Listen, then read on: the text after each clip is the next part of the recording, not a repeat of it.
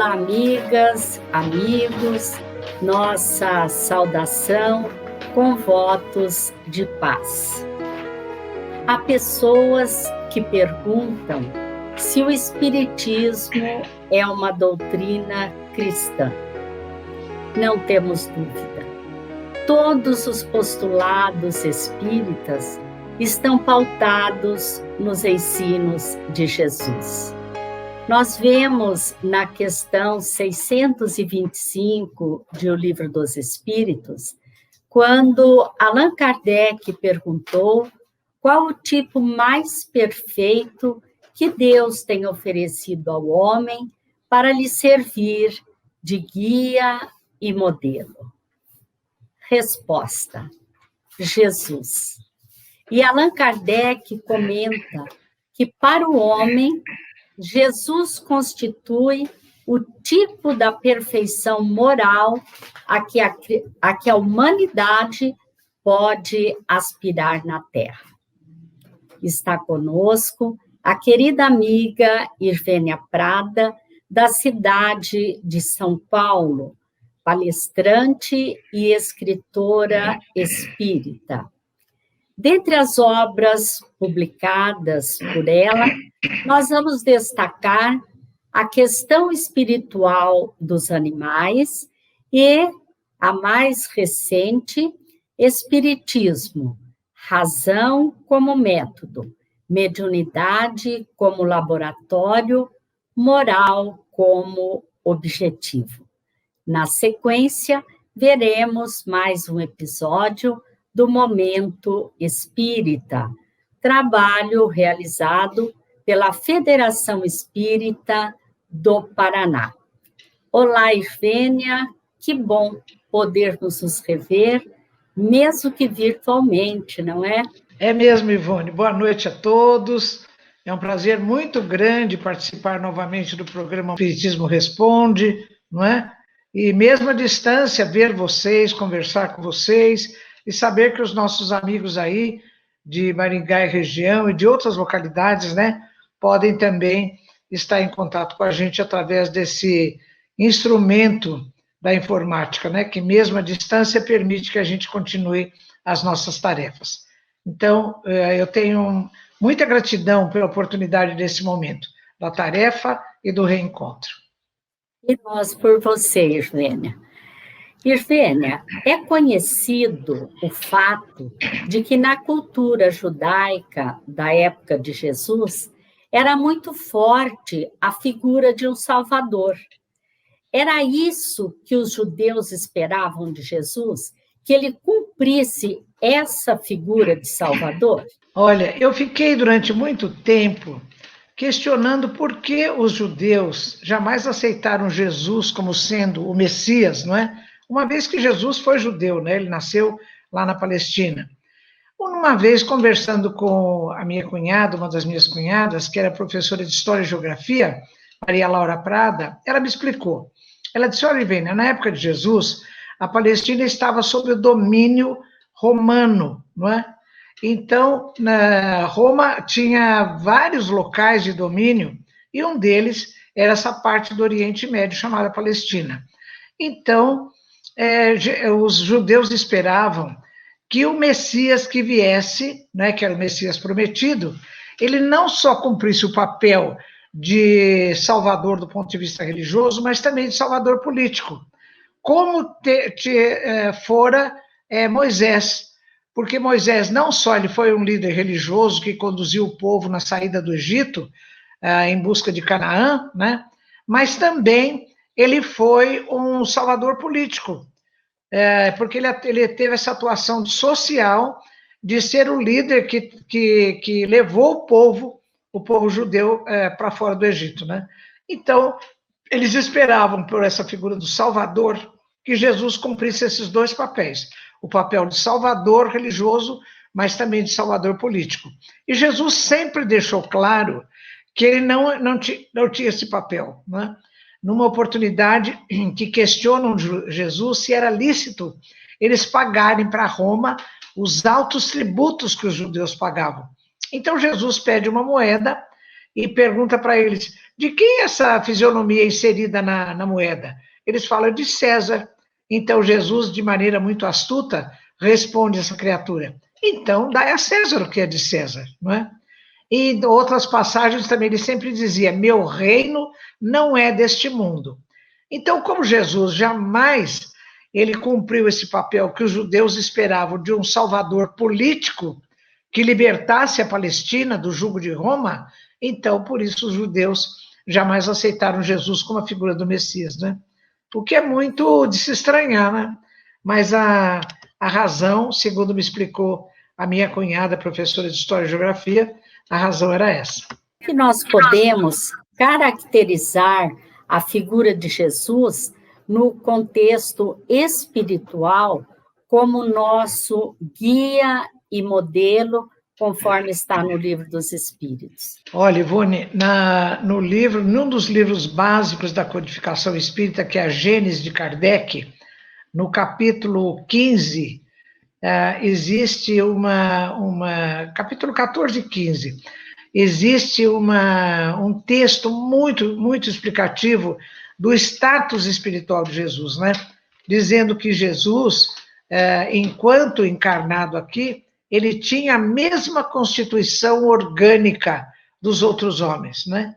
Então, eu digo isso mesmo falando da figura espiritual de Jesus, porque existe aquela corrente que admite que Jesus não estava encarnado, né, num corpo físico, que toda a manifestação dele foi através do próprio perispírito dele, né?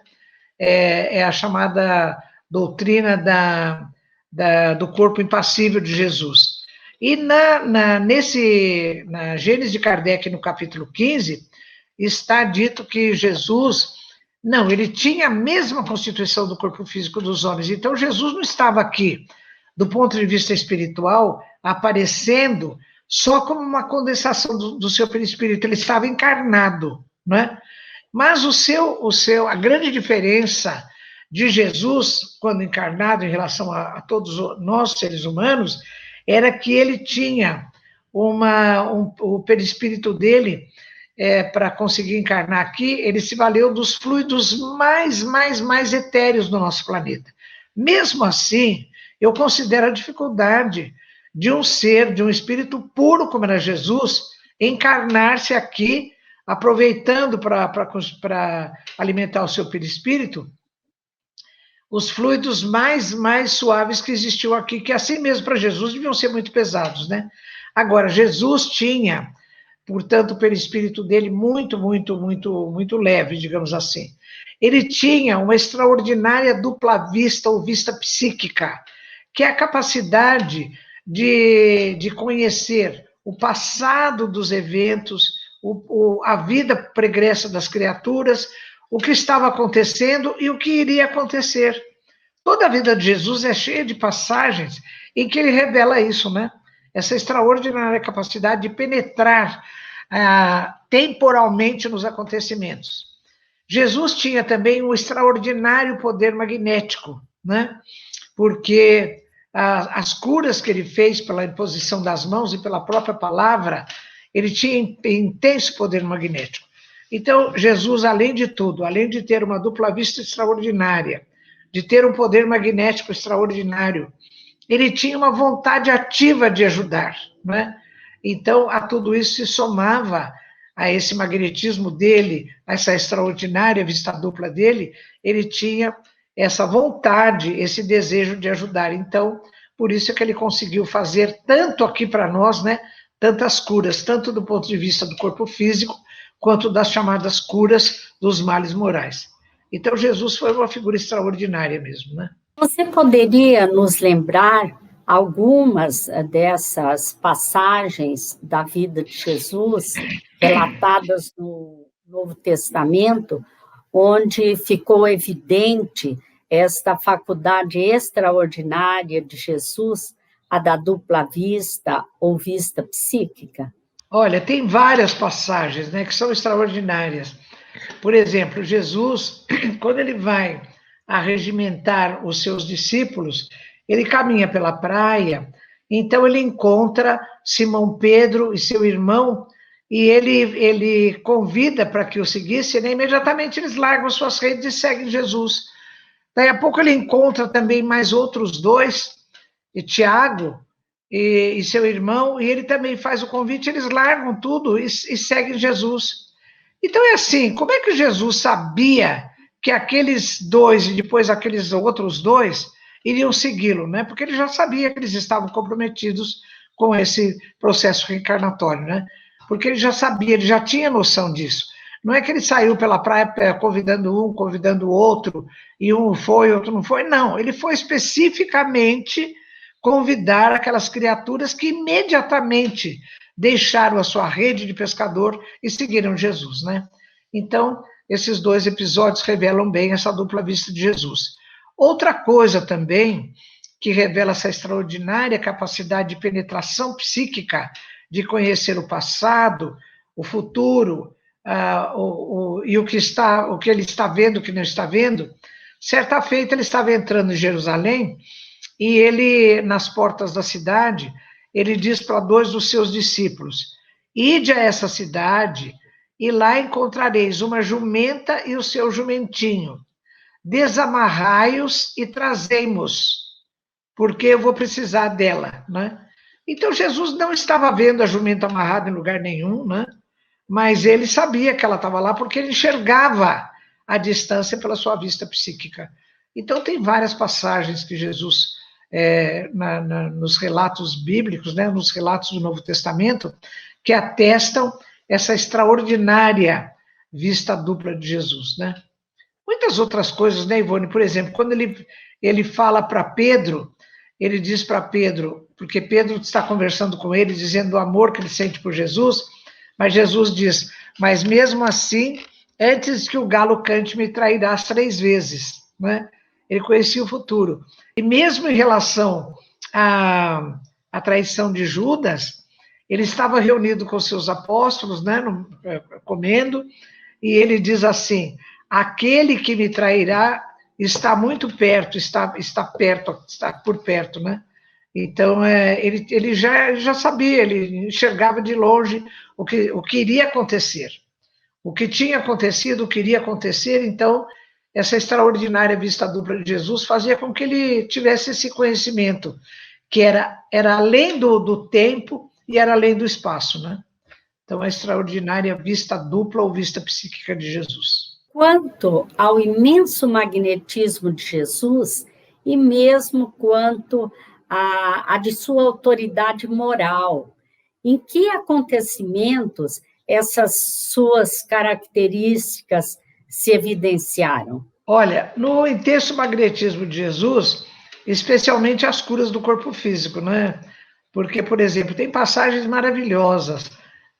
Quando a gente vê aquela passagem dos 10 leprosos, né? Os 10 leprosos, então eles chegam a Jesus e pedem pede a ele que o curem. Então Jesus falou para eles se dirigirem ao templo, e eles vão andando pelo caminho, e à medida que eles vão andando, as suas feridas vão se curando. E só um deles volta, né, que era samaritano, só um deles volta correndo, se ajoelha aos pés de Jesus e agradece. Então, Jesus fala, erguendo, diz, vai, a tua fé te salvou, né? Então, ele valoriza esse ato dos 10, o único que voltou a agradecer a Jesus. Agora, você imagina, né, Ivone?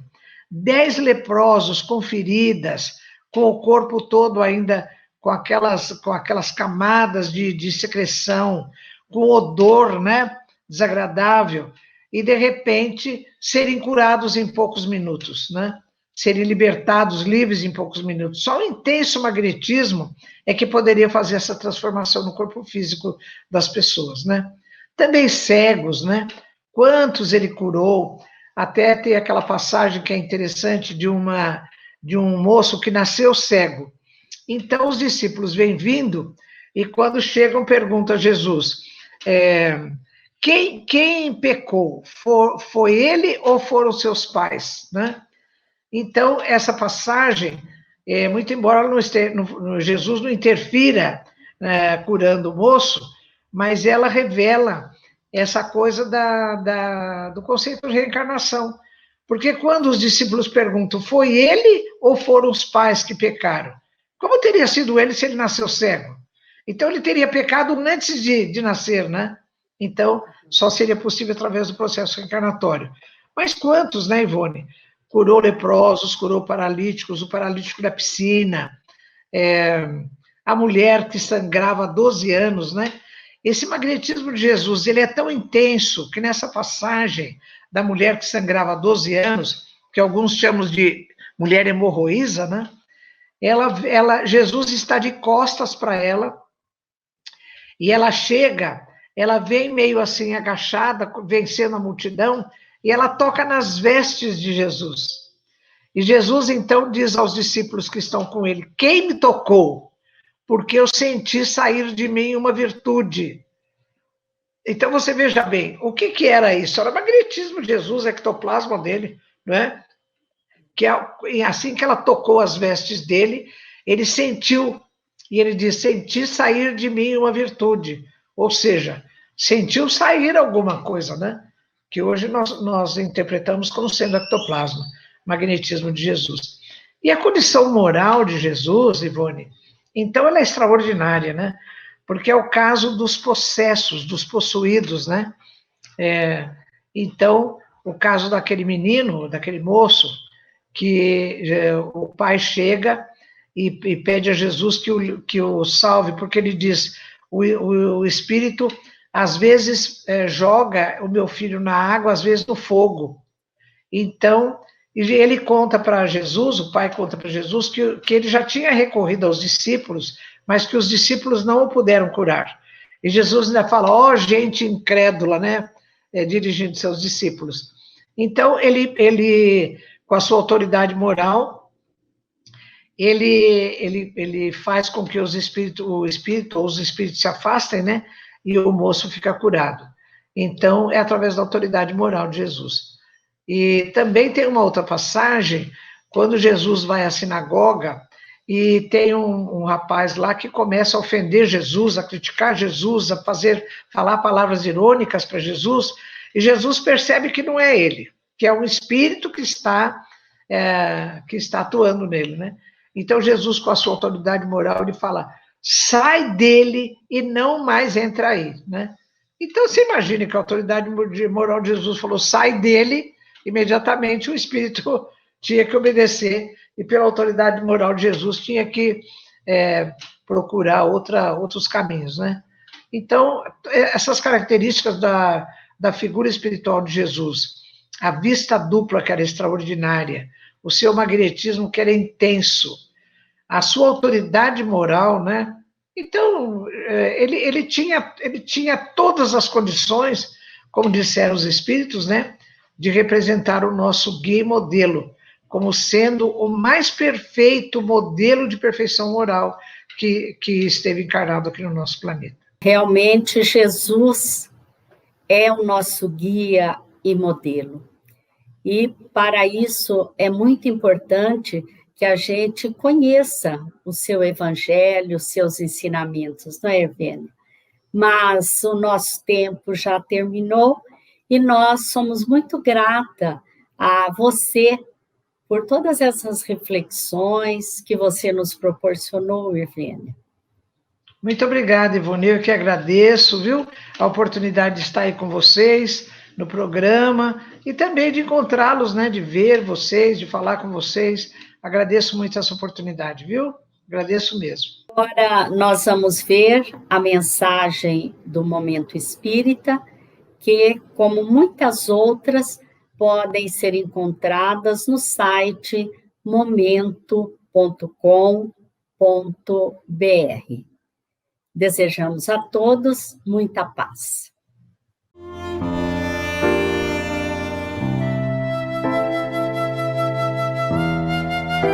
Na tarde de primavera, fui passear pelas ruas arborizadas de um bairro nobre. Inicialmente, a natureza me atraiu o olhar com suas cores encantadoras, a sinfonia dos pássaros, a suavidade do vento despetalando de forma caprichosa as flores. Não pude me furtar a uma frase espontânea de louvor ao artista supremo do universo. Depois, o olhar passou a observar as mansões, as casas luxuosas, cada uma com sua característica especial. E fui me encantando com a criatividade humana que torna cada casa diferente da outra. Quanta imaginação na elaboração das formas, no aproveitamento do espaço, na disposição das portas e janelas, no jardim tão bem ornamentado. E de encanto em encanto, fui ensaiando dentro de mim mesmo como gostaria fosse a minha própria casa. Eu a imaginei bem grande, com muitos cômodos, onde toda a família pudesse se dividir, cada qual em seu canto, quando desejasse ter uma certa privacidade. Um cantinho só seu, para uma leitura tranquila, para ouvir uma música, para simplesmente fechar os olhos e descansar, ouvindo o silêncio.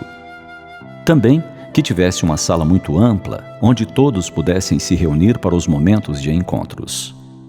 Um lugar para ficarmos abraçados, aconchegados, serenando ao compasso do coração. Uma casa que tivesse uma grande biblioteca, para que todos os meus livros pudessem ficar bem organizados, bem distribuídos, bem arrumados. E que também tivesse um escritório, com mesa para o computador e para dispor os livros nas horas de pesquisa. Não poderia faltar uma sacada, para que nos finais de tarde pudesse ter a visão à distância da cidade em ebulição, enquanto o sol boceja, preguiçoso, desejando se recolher. Fui andando pelas ruas, andando e sonhando, e cheguei em casa. Uma casa pequena, entre duas outras bem próximas. Abri a porta, entrei.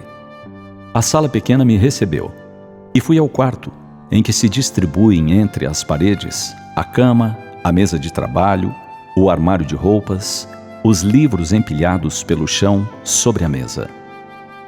Sentei-me e de repente descobri como amo tudo isso, como tudo está impregnado de mim mesmo. Os livros amigos que utilizo para a leitura, as consultas e o elucidar das dúvidas. Os papéis espalhados com anotações, o computador que arquiva tantas coisas da minha vida, fotos, lembranças, artigos, trabalhos, tudo tão pequeno, tão justinho. Então, ergui aos céus uma prece de gratidão.